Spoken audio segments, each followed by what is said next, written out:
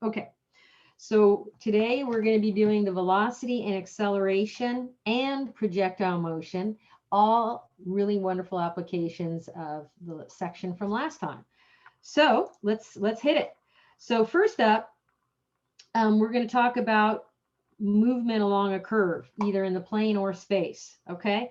So if you have movement of some object, you can use a vector valued function to model the motion. And that's what we're going to be doing. And they call this the position vector. So, this one's a 2D version, but you can just as easily, jack it up to 3D.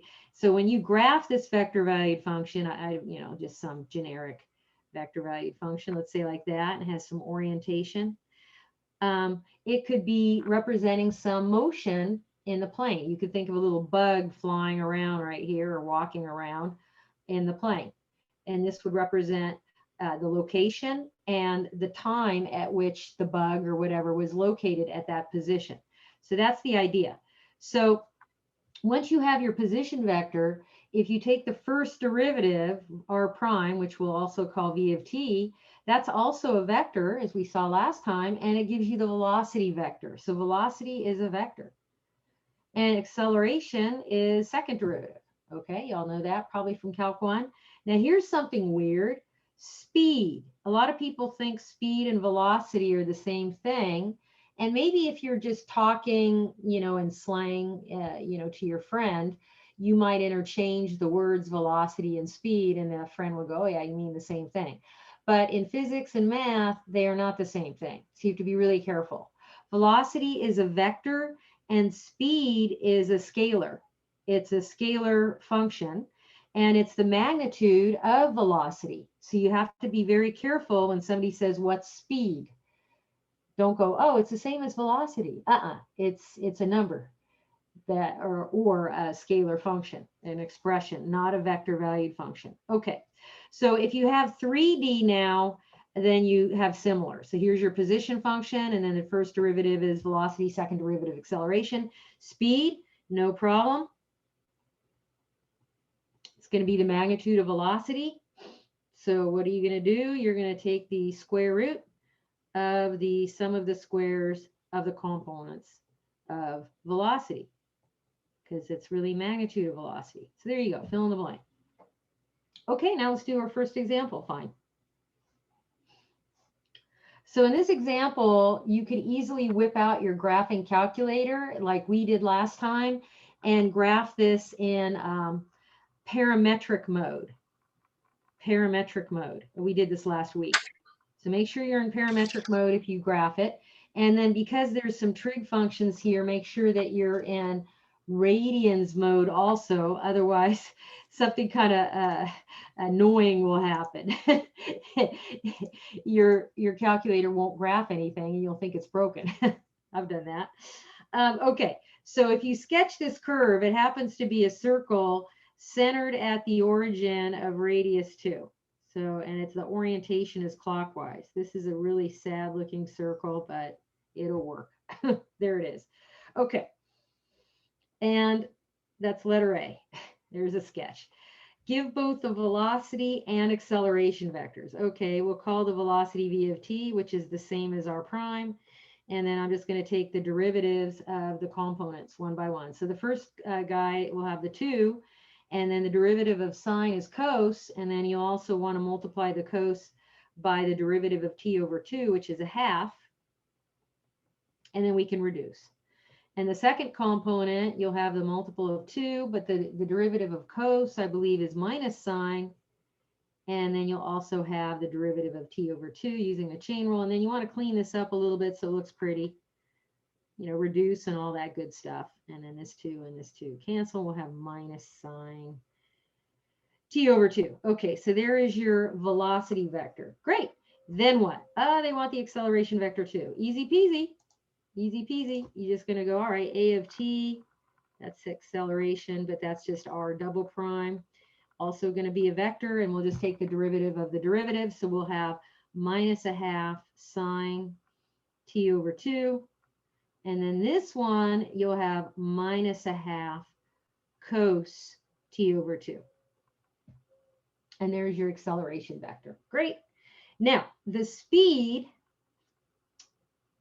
they want next. So speed, remember, it's not the same as velocity. It's the magnitude of velocity. And so we're going to take the square root of the sum of the squares of this velocity vector here. Did I forget my angular bracket? Cos t over 2 squared plus the other component, like this, squared. And when you square a negative, it's positive.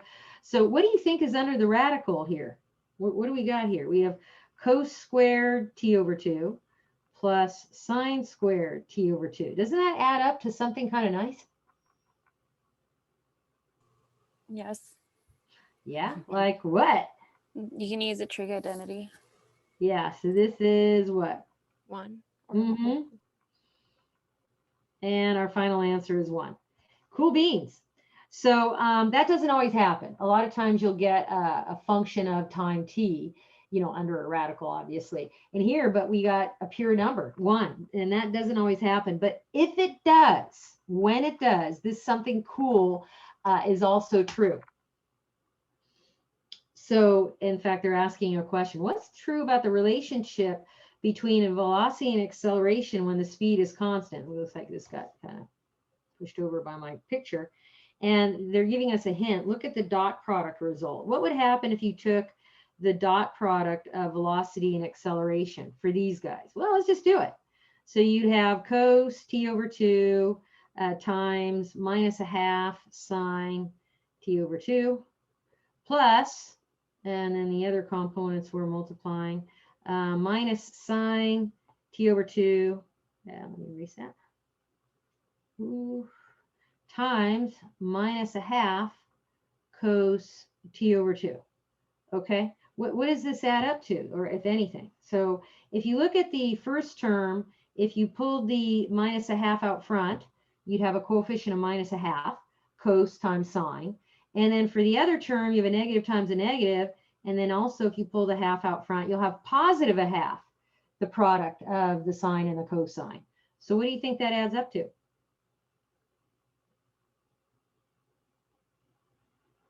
Anybody? 0. Yeah, exactly. Now, does that always happen? No, but it does in this case. Now, what does it mean when two vectors dot product ends up being 0? What does that mean? Orthogonal. Yeah, exactly. Now, V and A aren't always orthogonal, but for this case, if speed is a constant, it is the case. So it's kind of cool when it does happen. All right, fine. So now we're going to do a full-blown example. And this example, when I teach face-to-face, I almost always put this puppy on a quiz and make the students do it, like on a midterm or whatever. But on MyLab Math, it's kind of hard to make the students do these kinds of graphing problems. So graphing problems on MyLab Math usually ends up being a multiple choice situation, which is unfortunate because to me it doesn't. There's a lot missing for students to really do it on their own. Yeah, I hated trying to put the graphs on there. Like even before when he like tried to get us to do the coordinates like by hand, it was always just like if it was like even a 0.1 off, it would just give it wrong. Yeah. Okay. Was this when you were doing calculus 2 or something, Nathaniel? Yeah, like when we first got on pre-cal and stuff like that. Mm-hmm. Yeah. Yeah, it's a problem. Learning remote has its share of challenges, and this is definitely one of them. But let me just walk you through this anyways, for kicks and giggles, because you'll probably end up doing it in a physics class. How do I know? Because about a year ago, I was walking by my office. This is when we were still face-to-face, and I had a student who I'd had for calculus 3 like a couple of years earlier. And he goes, "Professor, I need you to help me with a physics problem." And I went, "Well, it's been a while since I've taken physics. I can't promise you anything, but come on in my office." So he did, and he whipped out his homework. And wouldn't you know it, was like exactly this problem, or similar, with different maybe function. I went, "Oh my goodness, you know how to do this. Let me just refresh your memory there." And so after we went through it, he goes, "Oh yeah, I think I do remember us doing that in class." And I went, "Yeah." So then he was happy, and I was like, "Whew." Usually the only thing I remember from physics is F equals ma. Anyway, So here's a lovely vector valued function. It turns out you can whip out your calculator and graph it, and it's a sideways parabola, and the orientation is going like from left to right and up like that. And so they want us to do a little bit of analysis on this curve. Remember, this is representing position. This is the position function. If there's like a fly flying along here, it's flying along this parabola like that. So we're going to find the velocity and acceleration for the fly. And we'll sketch those vectors at two different points when t equals 0 and t equals 2. So before we start, what's the position at t equals 0? Like where on this parabola is the fly located when time t is equal to 0? So the key is you're going to just substitute 0 seconds, if you will, into your position function. So when you do that, you're going to get the vector -4, 0, but that gives you the point. So this point, -4, 0, is where your fly or your bug or whatever, an ant walking around on this parabola, would be located. Time t equals 0 corresponds to the vertex of the parabola. Cool. What about the position of the fly when time t equals 2 seconds? Well, substitute 2 seconds into your position function. Okay, great. And I get 0, 2. And so at the point 0, 2 here, which is right here on the y-axis, that's where the bug is located at time t equals 2 seconds. That's the position function. Great. Now let's go get velocity and acceleration. So velocity is just the first derivative of position. Acceleration is the second derivative. That's a constant vector. That doesn't always happen. So at time t equals 0, let's do some analysis. What's velocity and what's acceleration? So velocity vector is r prime evaluated at 0. So we're just going to substitute here. And I get 0, 1. Now that's a vector, folks. We're going to sketch that in a moment. And the acceleration is r double prime evaluated at 0, but that's a constant vector. I mean, there's nothing to plug in. It's going to be 2, 0 regardless. Okay, now when we're going to sketch these vectors, you got to be careful here, and this is where students blow. What students will do is they'll graph it in standard position, which is actually just step 1, and then leave it. Like, oh, well, the 0, 1 is this vector here. You find the point 0, 1, which is right here, and then you just draw a vector to it like this. And I would say, yes, you are correct. That is the vector 0, 1, but you can't leave it in standard position. You're not allowed to when you do one of these problems. Why not? There it is. You want to have the vector, this velocity vector, be sprouting out of the position that it corresponds to. So you want to move it. So you're going to pick this guy up and move him over to the position when time t equals 0, maintaining his same direction and magnitude. He was pointing straight up with a magnitude of 1. So there's the velocity vector evaluated at 0 seconds. Now what about acceleration vector? So the acceleration vector is a constant vector. So if you find the point 2, 0 and then draw the acceleration vector in standard position, he's right there. But don't leave him there. You got to move him. You got to move him, maintaining his integrity there, his direction and his length, and put him where he's coming out of the position he corresponds to. So now we're done. There you go. So at this point, which is the vertex, remember that this velocity vector is always going to be tangent to the curve. We discussed that last class. And that is going to be a fact on your midterm coming up on Monday. You have to know that velocity vectors or derivatives of vector valued functions give you vectors that are always tangent to your curve when you evaluate them at a point. So there you can kind of see that is tangent to the parabola. Acceleration vectors, you don't know if those guys are going to be tangent or what. They could be all over the wackadooey. You don't know. Okay. So we're done doing the analysis at time t equals 0. So the next analysis is we're going to figure out at time t equals 2 seconds. We know the position already. It's over here. But what about the velocity and acceleration for that moment? So the velocity is r prime evaluated at 2 seconds. You're going to substitute 2 in there. And I get this vector 4, 1.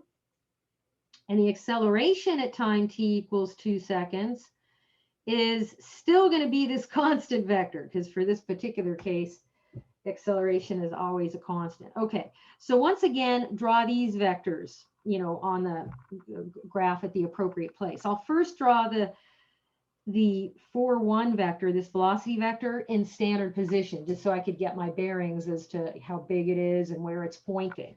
So first locate the point 4, 1, that's right there, and then draw a vector over there, woo, like that.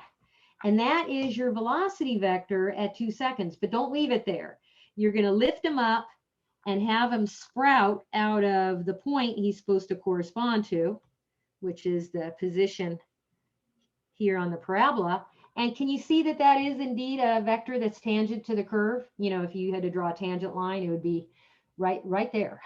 And that better be the case. And then finally, the acceleration vector, we already know what he looks like. He's that constant vector pointing to the right. And so I'm just going to put him here also. So there's my r double prime at 2. This guy here is r double prime at 0. And then, you know, I'm just labeling all my vectors on the curve. And this red guy is v prime, or v, I should say just v of, I'll do r prime like I did with r prime of 2. Okay, so we're done. We're done. Now, what do you notice about the velocity vectors? So let's answer the question again. Those velocity vectors are always what? Tangent. Tangent to the curve. Very good. Know that for the exam, because derivative vectors are always going to be tangent to your curve. Good fact to know, like a true-false question. True. Okay, I'm going to pause there and see if anybody has a question or two or comment. Could you scroll up a little bit, Yeah, please? sure, no problem. Thank Tell you. me when. Is that good? Yeah, that's good. Thank you. Okay, great. Okay. So the next problem is definitely going to be on a future exam or quiz, just because I think of it as being a classic Calculus 3 problem. Like open up any calculus text for the Calculus 3, and this problem will be in there, like guaranteed. The classic. And I'll always point out the classics for you. This guy is a classic, because it's just like, you know, what I like about this problem here, it's a double whammy. So why is it a double whammy? Because you first have to know what it means to find a set of parametric equations for a line. You remember that from the last chapter, right? You got to know that topic pretty well. And you guys just took a quiz on equations for planes and parametric equations of lines. So you guys are well versed in that, I hope, expert. And then it takes that knowledge and combines it, this is the second part of the whammy, with your knowledge of a position vector, a vector valued function, and how you get a line that's going to be tangent to your curve. Okay. I'm going to draw this in 3D. You don't need to draw anything in 3D when you're doing one of these problems, because, you know, it's hard enough. But if you were, this function here is, in fact, I'm going to pull up my 3D grapher so you can see it instead of, and then I'll try to graph it on this paper. But if I go into my grapher here, which is kind of cool because it lets you do all kinds of funky stuff. If I go, oops, that's not what I wanted to do. Let's just see.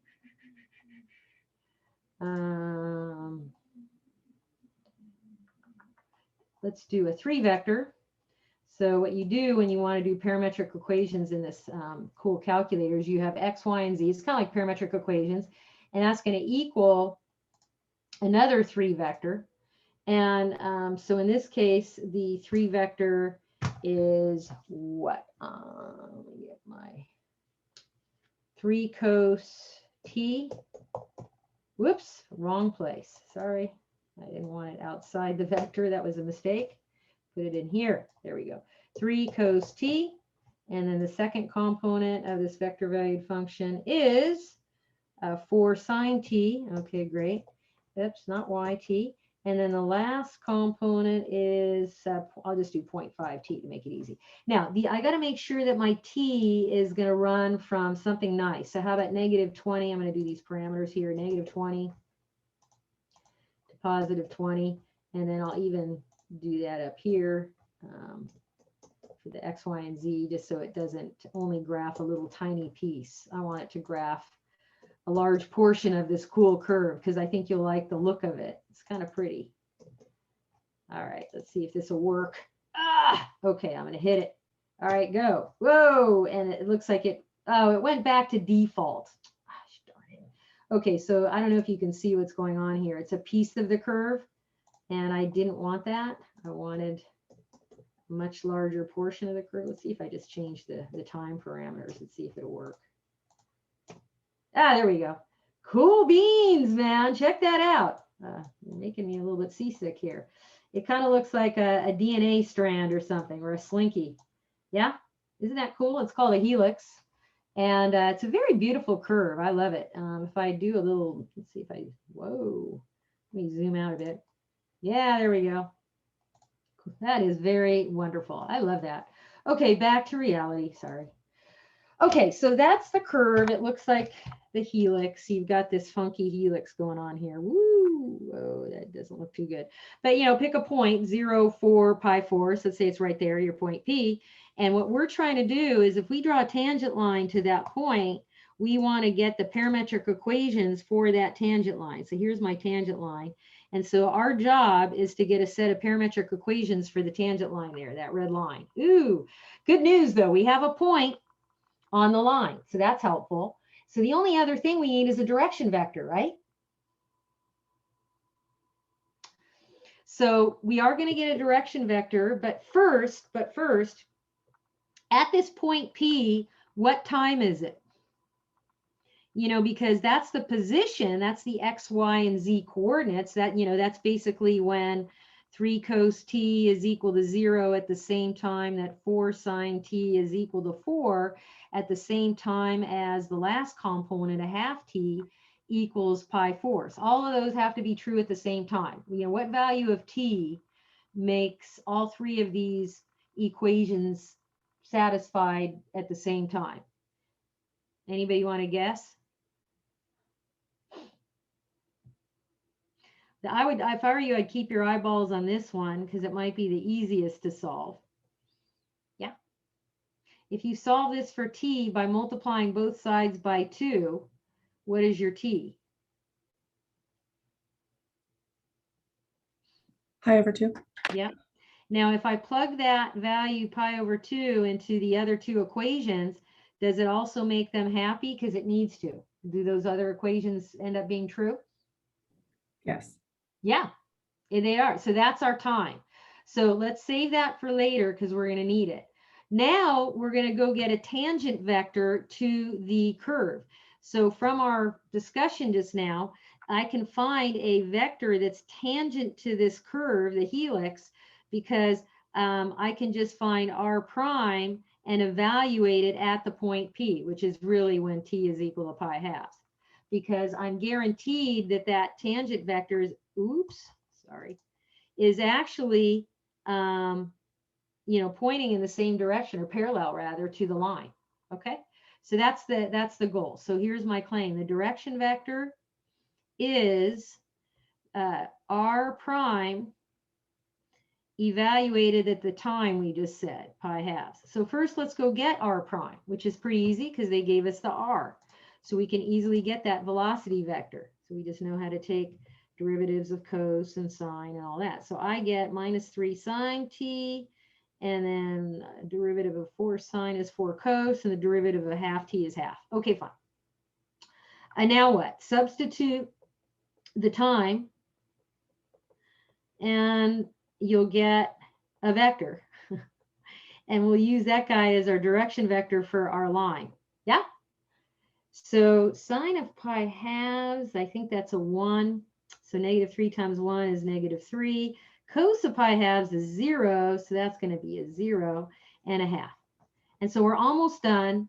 So the parametric equations, we're going to go x, y, and z here, equals, equals, equals. And we're going to use the point P coordinates, so like 0, 4, pi fourths.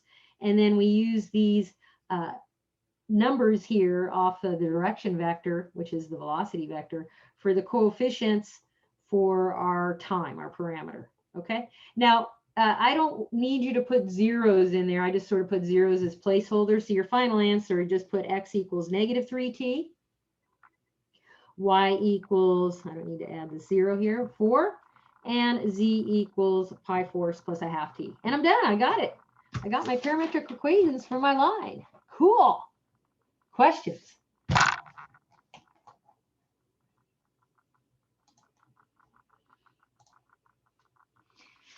Are you guys awake on a Wednesday today or alive? Yes. Awake? Yes. Yeah. Sort of, kind of. Okay, I'm going to put Yeah, you in. I'm here. Yeah, you're here. Okay, cool.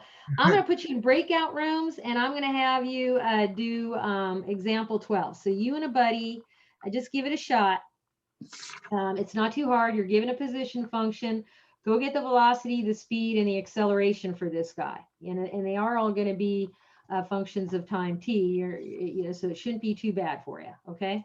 All right. Let me do the breakout rooms. Where are they? Oh my goodness. Okay. 1, 2, 3, 4, 5, 6. Whoops. No, too many. All right. Turn on your mics, please. And then when the rooms open up, join them and go talk with your buddy and powwow about the velocity and the acceleration and the speed. Good luck.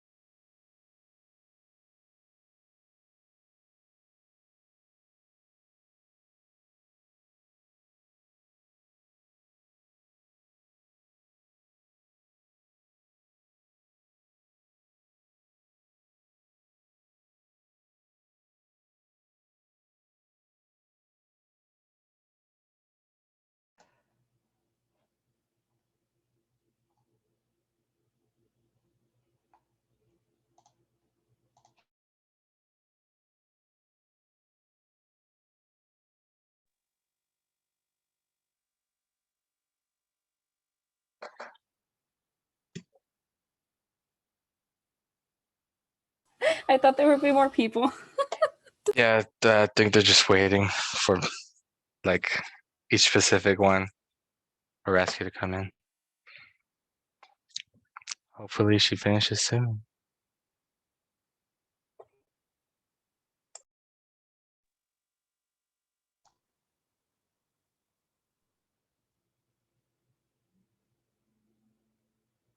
We're back.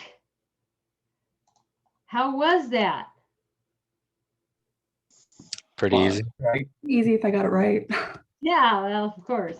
There was some confusion because some people are like, well, what's T? You don't know T. This problem is sort of very generic. They didn't give you an actual value for time T.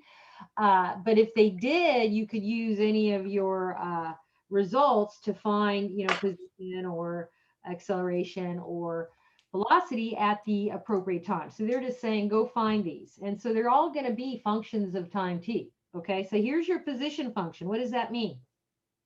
This function represents motion of a fly flying around or whatever, and who knows? I have a feeling that one, I think, like circles around or something like that. So it's like some fly flying around. So, that it gives you the position at any time t. So somebody said, well, where's the position of the fly at time t equals 0? You would just substitute it into this position function and you'd figure out where your fly was at that time. Okay, it'd give you the x, y, and z coordinates at that moment in time. But they're not asking for that. So the velocity, based on what we've just been discussing, is going to be a vector valued function. And you're simply just going to differentiate each of these individual components one by one. And there's your velocity vector. And so we could find a velocity at any given moment of time, but they're not giving us any time. So we'll just leave it. Acceleration, just going to take the derivative of the derivative. So I'm going to get what? I'm going to get a -3 sine, and I'll have a -5 cos, and then I'll have a -4 sine. So there's your acceleration vector at any time t. And then finally, speed, you got to be careful because that is going to be the magnitude of velocity. So you're going to have a big old square root, and you know the drill. Take the sum of the squares of these components of the velocity vector. And you can clean this up a little bit because you can use a trig identity after you do. Well, can we? We'll see. Let's check it out. So you're going to get 9 cos squared plus 25 sine squared plus 16 cos squared of t. Does that add up to anything? 1.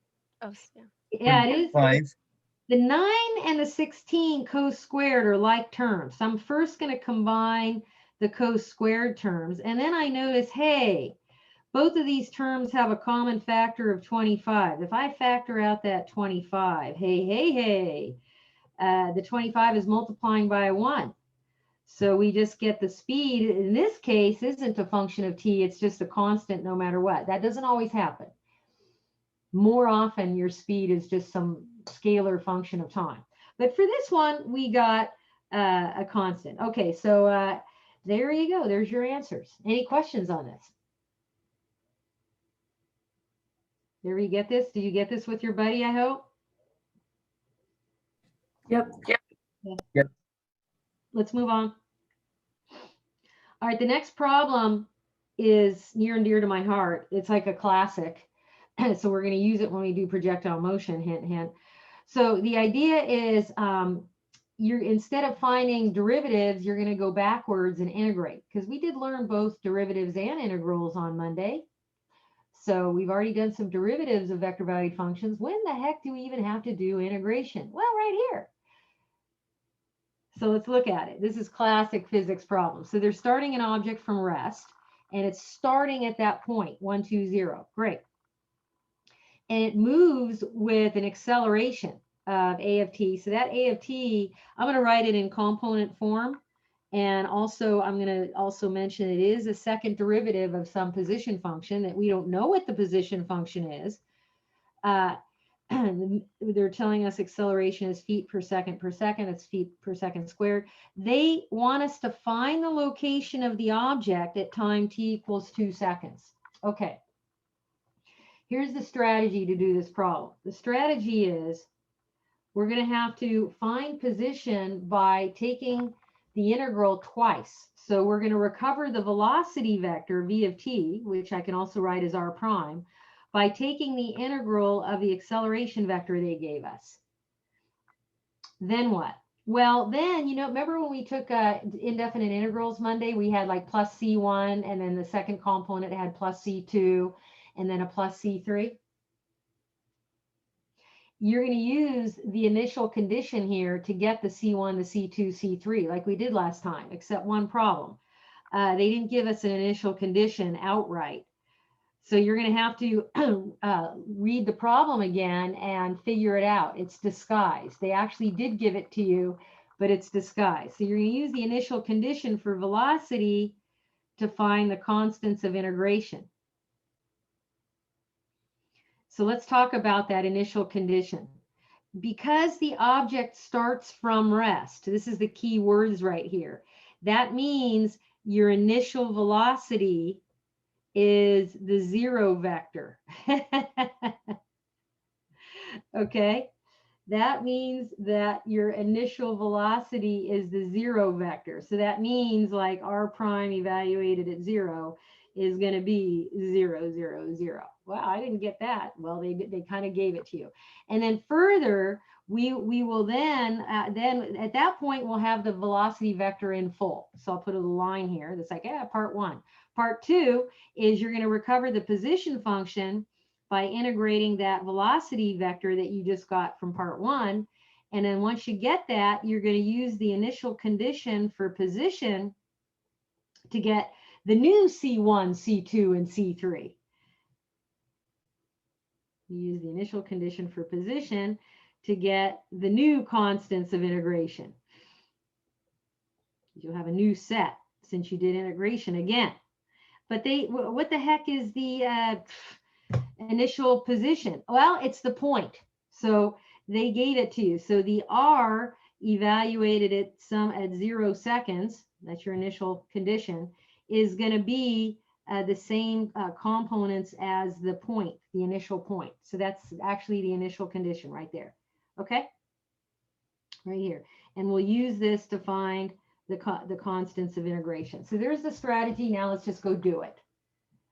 So step 1, we're going to get our velocity vector, which we can also denote r prime, by taking the integral of this acceleration vector, which they gave us. So you're going, oh, what's the integral of this 0, 1, 2?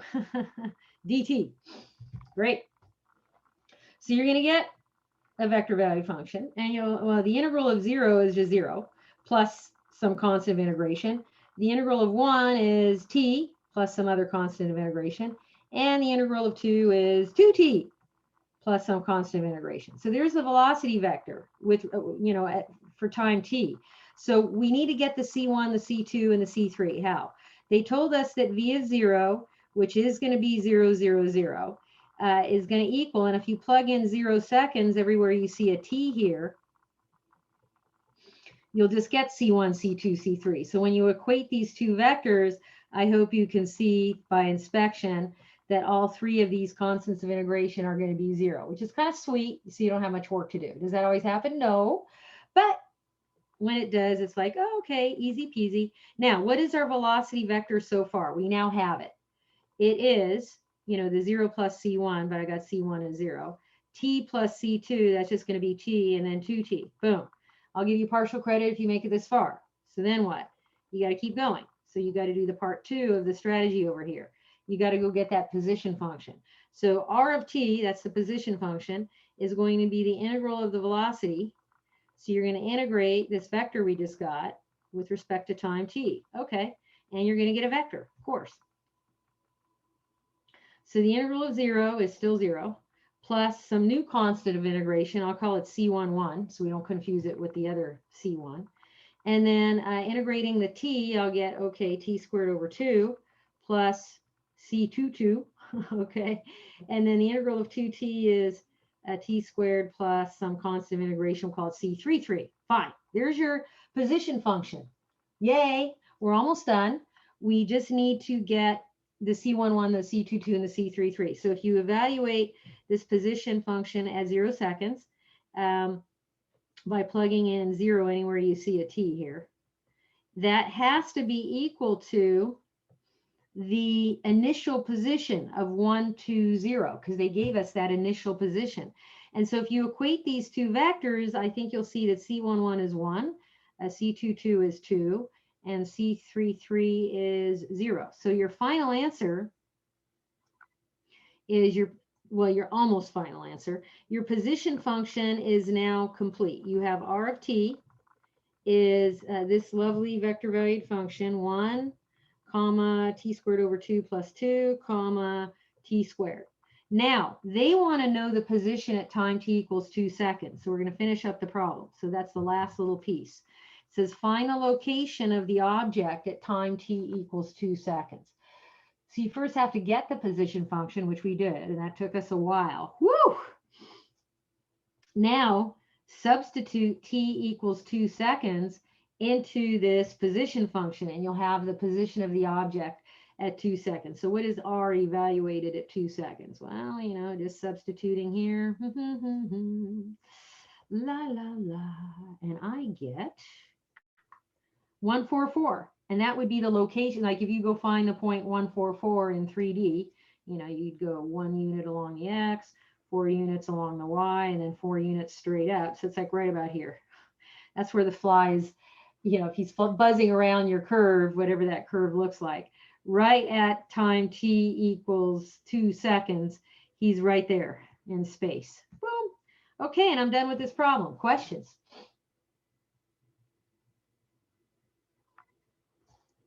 Everybody okay with this? Is pretty straightforward? So it's just derivative, What's that? integrating. Yeah, you're integrating twice, right? Okay. You integrate once up here to recover your velocity vector from acceleration. And then using your initial condition for velocity, you get your constants of integration. So you have your velocity vector right here.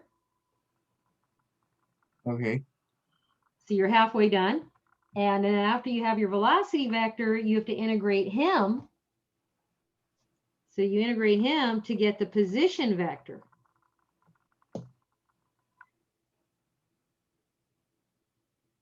Yeah, The position vector. Okay. yeah, that's R of t. That's your original. Okay. So Nathaniel, have your eyeballs look at the problem that you did with your buddy.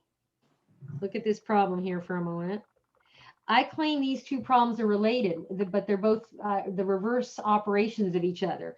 In example 12 that you did with your buddy, you were given the position function.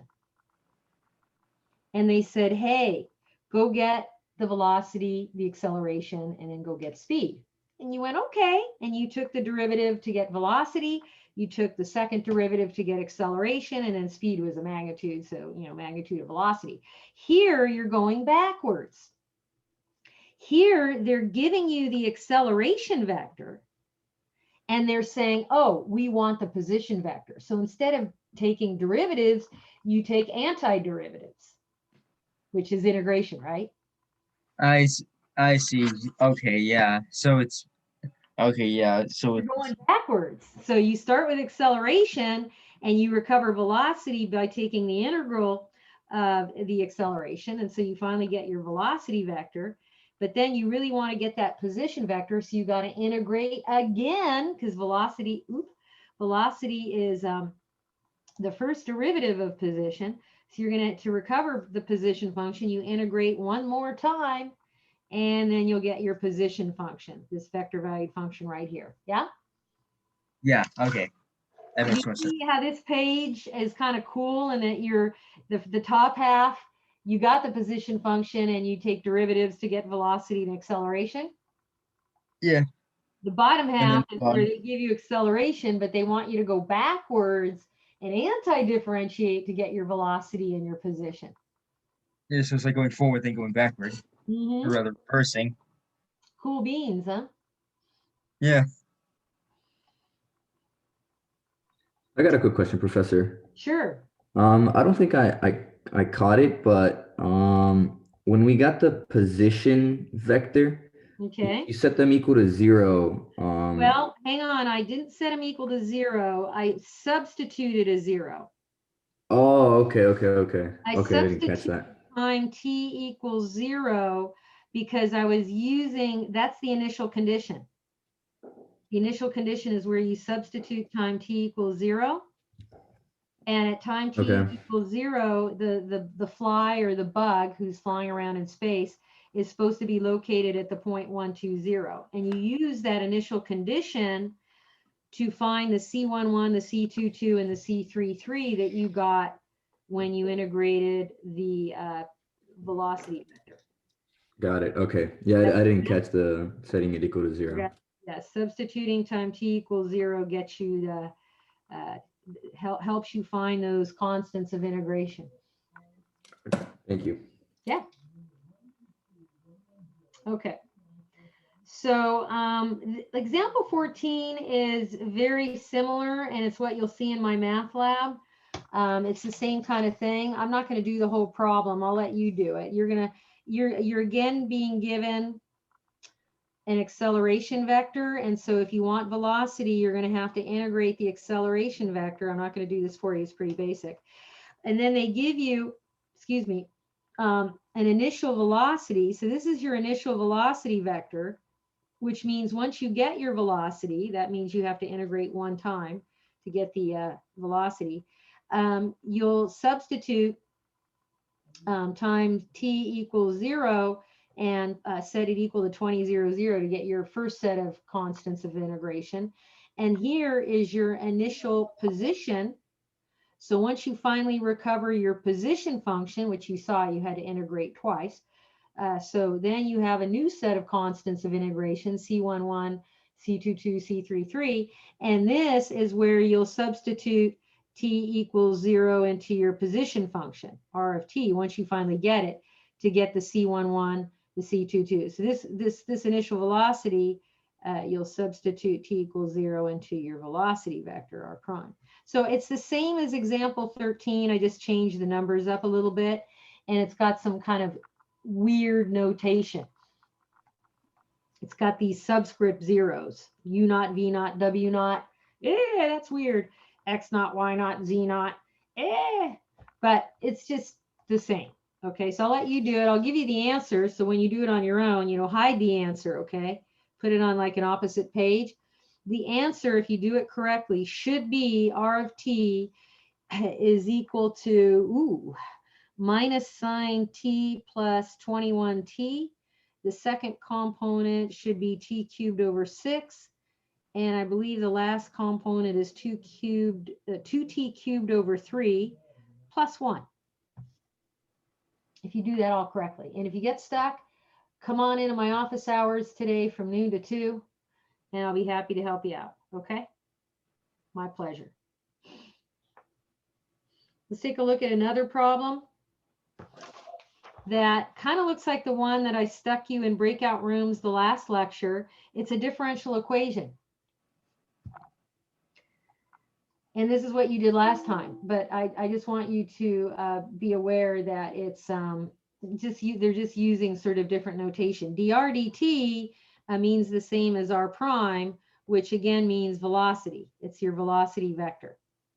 And they want you to find r, which means go find the position vector, if they gave you the velocity vector and an initial condition. So let's do this one. This one isn't very hard. So your r of t, your position vector valued function, is going to be the integral of your velocity vector, which they gave you. They went, oh, okay. And I like to put it in component form myself, just because that's how I roll. But, you can leave it with ijk's.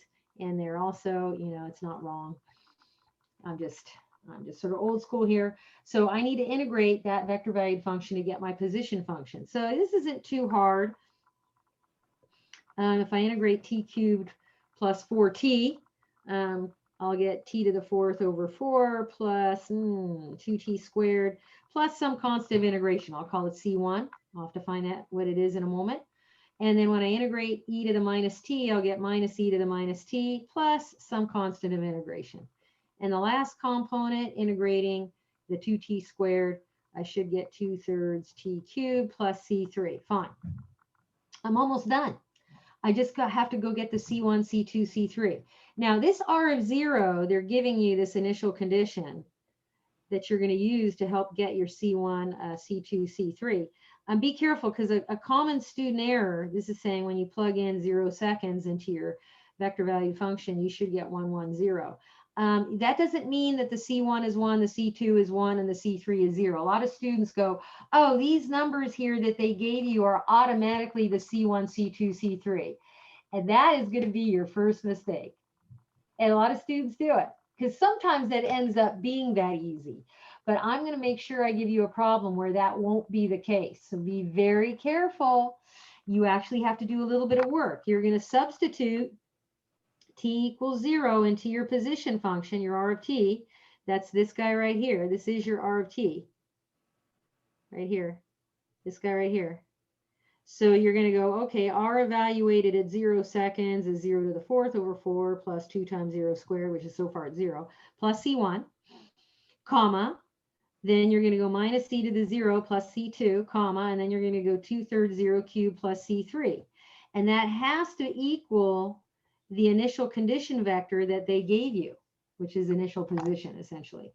And then you set this vector equal to the other vector, and so that those components must match. So you do get C1 equals 1, but be careful. E to the 0 is not 0.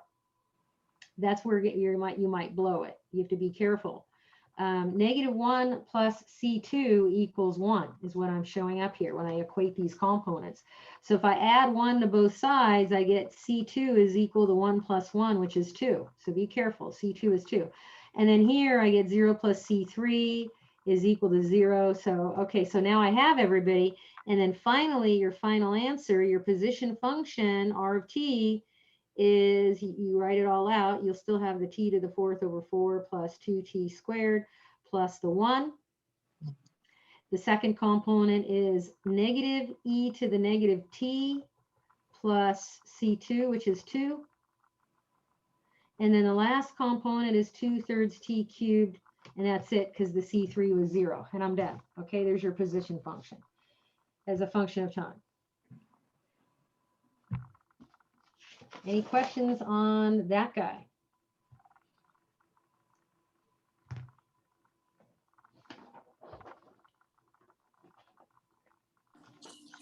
Okay, I'm going to move on, and I'm going to do projectile motion, and then we'll call it a day. Okay.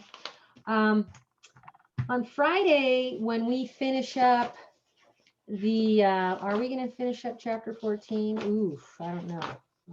I don't think so, because I think we have arc length and let me just see something here. Go look at the syllabus. That's my calendar. I always make sure I go look at that, see what's up.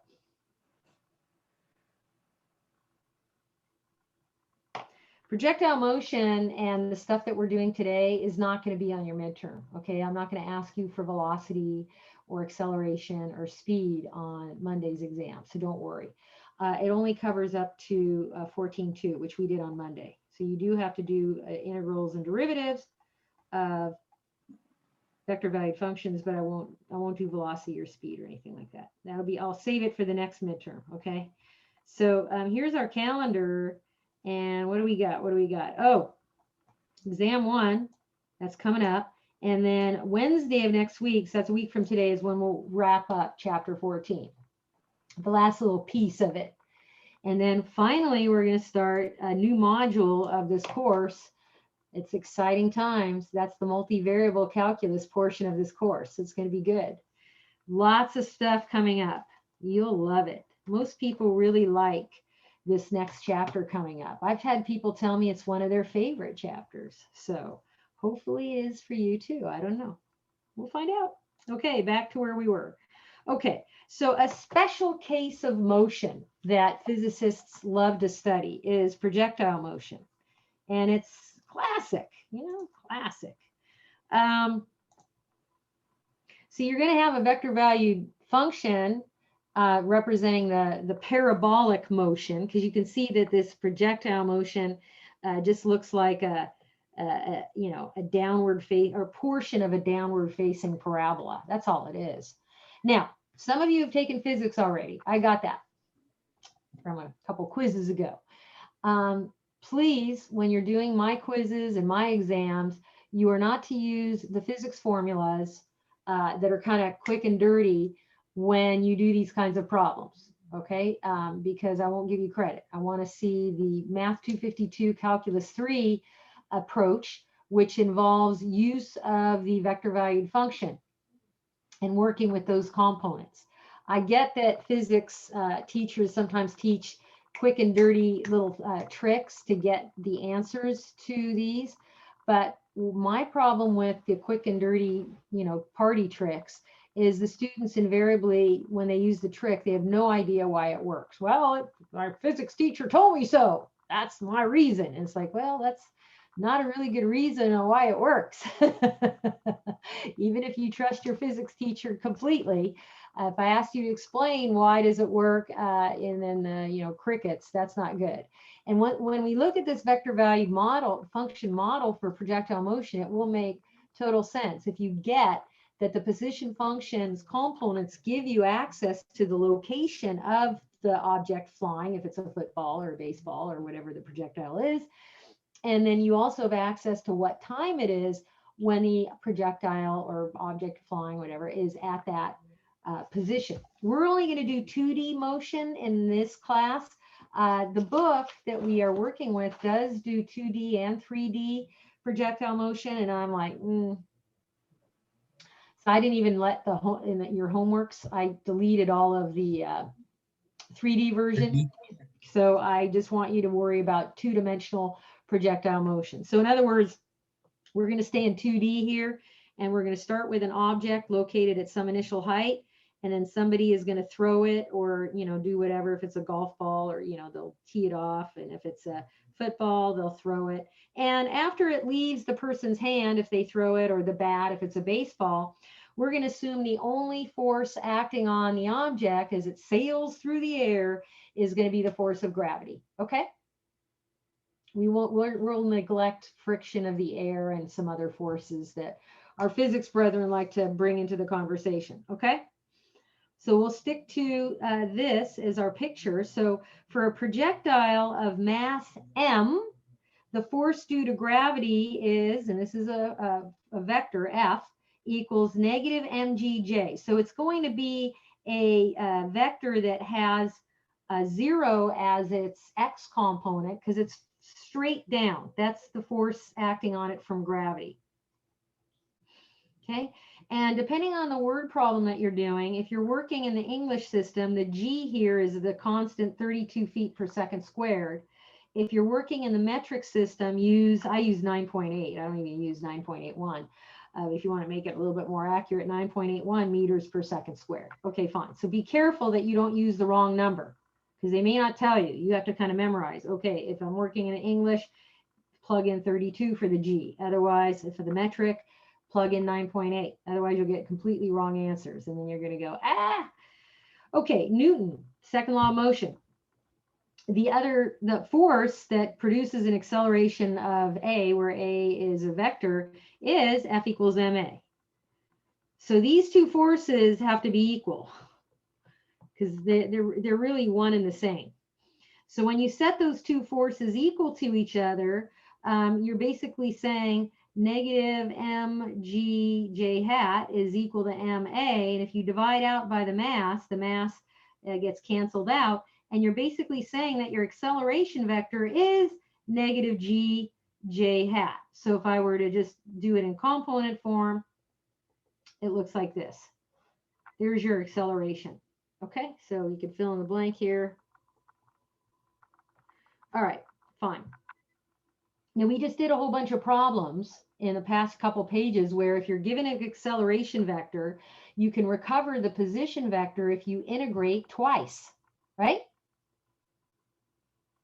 We're going to do that right now. And that's going to be the derivation for the big theorem that's at the bottom of this page, which is the projectile motion theorem. And you're going to use the position function that we finally get. So I'm going to do this kind of quickly. I'm starting with the acceleration vector. So that means velocity, which we'll call v of t, is going to equal the integral of my acceleration vector with respect to time. Fine. And so if you want to, plug in the component form, you could. So this is just going to end up being, 0 plus like C1 and then negative GT plus C2, something like that. What I'm going to do is I'm going to pull the C1 and the C2 out. I'll just make it a constant vector over here. And this constant vector is, I need initial conditions to find the C1, C2. We'll just say it's the initial velocity. And we're going to replace it or rename it with V naught, okay? And this I'll just keep writing as negative GT J hat. Okay, so this is what we have right now for the velocity vector. Fine. But we want the position vector. Great. So what we're going to do is we're going to get the position vector, which is R of t. That's pretty standard notation to use R of t for position. Well, how come they don't use P for position? I don't make this stuff up. I just report it, okay? Go with R. So you're going to integrate your velocity vector. Okay, and then what are you going to get? Well, he only has that to take an integral of. So you're going to go, okay, I'm going to integrate and this constant vector also. So I'm going, oh, I got this. And so then what? All right. So I'll get this guy, when I integrate, I've got negative GT squared over 2 times J hat plus, this is some constant vector. So we'll just take that constant vector and multiply it by T. But then we're going to get another set of constants like C11, C2, well, just C11 and C22. And we need initial position to find the C11 and the C22. And we're just going to call it R naught. That's going to be our initial position vector, essentially. Okay, so here it is. This is R of t right here. But here's the problem. It's like, oh man, there's so many unknowns. This really sucks. Well, first of all, you'll know which G to use, either 32 or 9.8, depending on the word problem. Read. The V naught, holy crap, they're going to hopefully give it to you. So, well, they'll give you enough information. They'll usually give you speed, which is the magnitude of V naught. That'll be speed. And they usually give you an angle that the object makes with the horizontal, as it's, initially released from the person's hand or the bat or whatever. So you can get the V naught using some knowledge I taught you in week 1.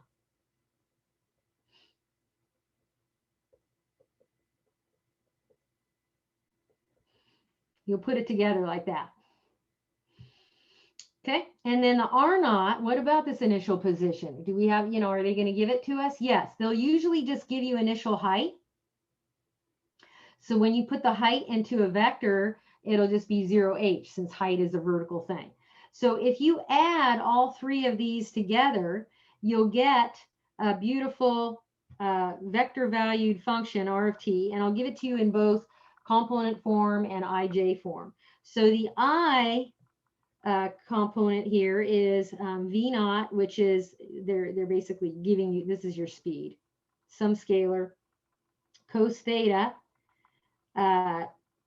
times t. Let me just put, that's just some weird scalar times t. And then plus some stuff times j hat. This is the bigger component. It's kind of messy. You get initial height plus some speed sine of the angle times t minus 1/2 gt squared. Okay, and g is the acceleration due to gravity. So there it is. And this is what I need you to use anytime you do a MyMathLab problem for these kinds of problems. You'll know when you're doing projectile motion. So this is what you need to use, not your physics formulas. Don't use those here. Will they work? I don't care. I want you to have a gut level feeling. And once we walk through this last problem, and after I do this problem, we're going to be done for the day. You'll be hopefully clear on what these mean and how we're going to roll. Okay. Keep in mind that the picture of it looks like it starts off at some initial height and it has some sort of initial velocity to kick it off, whether it's a bat or a person's hand throwing a ball or whatever. And then the picture of it, it's an upside down parabola, and boom, it hits the ground eventually. Okay. It sails through the air. And so the common things that they ask you about this lovely downward facing parabola are found in this example here. This is a classic example. Okay. And I'm going to give you something exactly like it on quizzes and exams. I'll just change the numbers. Okay. So if you understand this example and the way I'm doing it, the flow and all that, and you do it the way I do it, you'll get full credit. Okay. Not your physics formulas. Okay. First up, they're telling us the baseball is hit 3 feet above ground. Guess what, folks? That's your H. The 100 feet per second is your V naught, and your angle of 45 degrees is your theta. Fine. So before I even find maximum height, I'm not ready to do that. My position vector, I'm going to put it all together because I'm going to ask you for this as your first step on your work. If you look at the theorem, you're going to have the speed, cos of the angle, Ti. And I'll put that in components. So you're going to have, for this problem, you'll have 100 times cos 45 degrees. That's going to be some weird number times T. Boom. There's your first component. Fine. The second component is going to be H. For us, that's 3 feet, plus the V naught sine theta T minus 1/2 GT squared. Okay, so we'll have a 3 plus 100 sine 45 degrees times T minus 1/2 times GT squared. Now, what's G for us? Is it going to be 32 or 9.8? 32. 32, Good. How'd you know? because those feet. Yep. So just throw a little 32 in there, 32 feet per second. And this is going to be, you're good to go. Now I would clean this up a little bit just so you can work with nicer numbers. I hope you remember that cos of 45 is square root of 2 over 2, and sine of 45 is also square root of 2 over 2, and 1/2 times 32 you can reduce a little bit. So you can make this position vector look a little prettier, not much, but you know, hey, 50 square root of 2 T, and then 3 plus, and then when I reduce this second term, 50 square root of 2 T minus 16T squared. Okay, that is giving me the position of the baseball at any time I want. So I can get it at time T equals 0 or time T equals 1 second. And that just gives me access as to where it's going to be located if we overlay like an XY coordinate system on top of this situation here. So this is the x-axis here pointing that way on the ground, and the y-axis is vertical, and there's our coordinate system. Okay, so we can locate the ball anywhere at any time. Now, they want maximum height. So what do we know about maximum height? Well, if I look at my picture here, it looks like, hey, the maximum height is going to be achieved at the vertex of the parabola, like right up there. That's the position where maximum height occurs. Now, I don't know what that is because I don't know what time it is. But here's what I do know. I do know that a velocity vector is tangent to the curve. So let me just draw a little velocity vector there that's tangent to right there at that vertex. So there's a velocity vector. Now, what do you notice about this velocity vector? It's not 0. Back in Calculus 1 or pre-calc, when they do one of these funky velocity type problems, they go, oh yeah, just set your velocity to 0, your derivative, and that's what, you know. No. This vector is not the 0 vector. It's not. It's pointing horizontally. So really, they lied to you in Calc 1. What do you mean? At max height, your velocity vector isn't really 0, but the vertical component of it is. So the vertical component of the velocity vector is equal to 0. Not the entire velocity vector. Oh no, because the ball's still sailing through the air. It's still pushing forward there. But the vertical component is equal to 0. The horizontal component, it ain't equal to 0 because you can see it's kind of pushing forward there. But because it's a horizontal vector at that moment, since it's tangent to the parabola, it doesn't have any verticalness to it. So what does that mean? So to get this letter A, you're going to have to do some work. You're going to first have to get R prime. Then you'll set the vertical component of R prime to 0. So you'll see like R prime with a little y component there equal to 0. And you'll solve for time t. And that'll give you how long it took for the ball to make it to max height. And then you'll plug this value of time t into the position function, but not the whole position function, because you only care about how high the ball is at that moment. So you'll just plug it into the vertical component of position. So R and then subscript Y, so the Y component. So I just gave you the strategy. This is the whole strategy. Now let's go do the strategy, okay? So I'm still working on letter A, R prime. If I take the first component and take its derivative, I'll just get a constant, 50 square root of 2. That's not very interesting. Okay. And then the second component, when I differentiate 3 plus 50 square root of 2t minus 16t squared, I'll get 50 square root of 2 minus 32t. Okay, there's the velocity vector. Great. Now what? You're going to set the vertical component equal to 0. So I want to see this on your paper in order. You're going to go 50 square root of 2 minus 32t equals 0. Do that for me. Then what? Solve for time t. This doesn't give you the answer, but it gives you how long the ball was in the air, you know, what time it is after leaving the bat. And it's going to be some weird number, you know, whip out the calculator. What the heck is 50 square root of 2 over 32? I get, after I punch it up in the calculator, about no, excuse me, wrong. Yeah, no, sorry, my bad. 2.21 seconds. Remember, this is time. So the units are seconds. Then what? You're not done, because they want the maximum height. Seconds isn't height. So you're going to substitute this into the position vector that we got from that theorem, R, which is up here, and you'll plug it in specifically into the Y component, because that'll give you how high the ball is at that moment. So RY. So you'll go, okay, let's see, then you definitely want to have a calculator handy. What the heck is 3 plus 50 square root of 2? And I'll just plug in the 2.21 seconds right there. Minus 16t squared. So you're going to go minus 16 2.21 squared. Ew, yikes. What the heck do I get there? I'm going to round it to the nearest whole foot. I get 81 feet. That's pretty high. We're done with letter A. That's the answer for letter A. That took a while. I know. Bummer.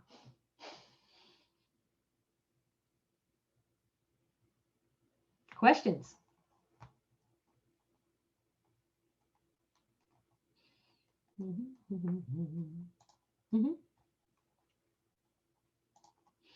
All right, let's do letter B, C, and D. Here we go. Letter B and C are kind of weird, but I like them.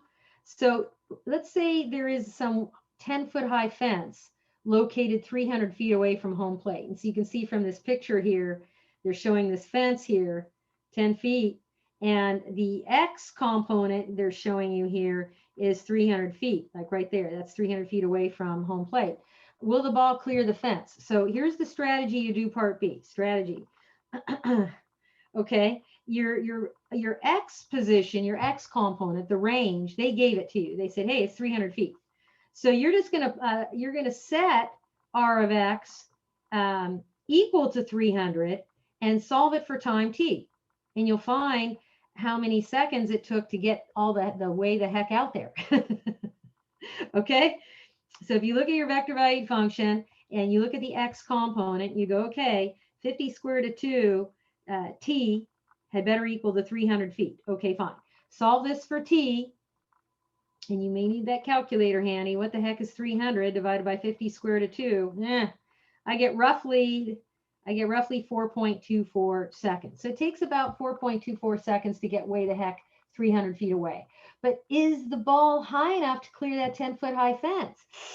I don't know. So remember, RY gives you the vertical height at that moment. So if you substitute the time t equals 4.24 seconds into the vertical component for position, you'll get to see how high the ball is at that moment. So you'll go, okay, 3 plus 50 square root of 2 times t, but we're doing this, t is 4.24 seconds. Okay. Minus 16 times 4.24 seconds getting squared. Plug that in, and I get roughly 15. So is the answer yes or no for letter B? Yes. Yes, because this is 15 feet. So the answer is yes. It's going to clears the fence. Yay. And I guess the guy gets to make his home run because everybody's scrambling to go get the ball over the fence. Nice. Professor, I have a question. Yeah, sure. So for the T, you did 300 divided by 50 square root of 2 to get the time, right? Yes, that is Oh, okay. correct. Because see the position function right here? Mm-hmm. They gave you the X component when they told you the ball was 300 feet away from the position of the ball, the horizontal position, the X coordinate position is 300. So you're basically setting the X component of your position, 50 times square root of 2 times T, equal to 300. Mhm. And then you solve for T. I got 8.49 for the time. Okay, so that's interesting. I know why. You have Mhm. to either put in parentheses or you have to do 50 multiplied by square root of 2 first. Yeah, Hannah, you may have forgotten to put parentheses around this entire denominator. Okay, thank See you. what I'm doing right here? Yeah, if you type it in accidentally wrong, you could get a weird answer. So thanks, Jay. Okay, any other questions? We're not done. We have to do C and D and then we're out of here. Letter C, how long does it take for the ball to hit the ground? Well, a lot of people go, oh, that's when velocity is 0 because, it stops. No. That's not how you figure out how long it takes for the ball to hit the ground. What do you know? What is the vertical height when the ball hits the ground? What's the vertical height when the ball hits the ground? Is it 0? Yes. So when ball hits ground, here's what you know. The vertical height is 0. So the vertical component of position, which is your R of T, you have to set it equal to 0. So you set the vertical component of position equal to 0. Now you're not going to like this because this part of the problem is going to take a while to do because you're going to have a quadratic equation that needs to get solved, which is hellacious, okay? And the only way that you're going to be able to solve that is by using the quadratic formula. You guys remember the quadratic formula? I know it was probably a long time ago. So your time t is negative b plus or minus the square root of b squared minus 4ac all over 2a, where a is negative 16. That's the leading coefficient. Your b is 50 square root of 2, and your c is 3. So if you plug all that into this lovely quadratic formula, you're going to get 2 answers for time t due to the plus or minus. One of the answers you'll get is t is approximately negative 0.0013 seconds, which is impossible because we can't go backwards in time for this problem. So that one we'll discard. And then the other time is legit, and it should be roughly, I'm rounding it, 4.46 seconds. And that's how long it took for the ball to smack the ground. So that's the answer to letter C. Yay. And that's going to be used to get letter D. We're almost done. We're almost done. So letter D, what's the range? That's a fancy way of asking how far away from home plate is the ball when it hits the ground. That's basically what they mean by the range. How far away from home plate is the ball when it hits ground? That's what they're asking here, in case you're not sure. Well, if they only asked that problem, you would actually have to do part C before you could finish part D. You have to do part C before you could get the range. What do you mean? You're going to have to set the vertical height equal to 0, basically the vertical component of position, and solve a quadratic. And then you use this, you're going to substitute this into the horizontal component of position, and that's going to give you the x coordinate of the ball, basically the range. Substitute this into Rx. Well, what's Rx? Well, if you go up to your position vector that we did at the very beginning of this problem, you're going to plug the time that we just got that it takes to hit the ground into your x component, and that gives you how far away the ball is. So your Rx here, you're going to go, okay, 50 square root of 2 times 4.46 seconds, and that's roughly 315.5 feet. And that's your answer to part D. That's about how far away the ball is when it hit the ground from home plate. That's how far away. Okay, and that is it. That's the official Calculus 3 treatment of projectile motion, and that's the only example I'm ever going to do for you. Okay, there's more. They may ask you some, and if you come to office hours to do some of the harder problems, like they may give you enough information to make you dangerous, and you may have to solve an two equation, two unknown system, nonlinear. Okay, fun times. But this is a classic that I do expect you to know how to do for quizzes and exams. This one right here. Okay, and now for the mean, name Peter Fox, date not as often as I'd like, sadly. And then so if you'll notice here, this is exactly what we just did, pretty much. And so what does this kid do instead of taking his test? He starts doodling. And I think he gets a little carried away. Hey, time's up, everyone. Pass your test forward. And then, doodlers should not take physics. And then his physics teacher says, shooting for an A for appalling, are we, Mr. Fox? I'm sorry. I'm a nerd. I like these kind of nerdy comics. They're hard to find, but when you find them, they help you have a little sense of humor about the whole thing. So I'm done. I'm going to say bye. I'll stick around for any last minute questions. Otherwise, we'll see you later. I have office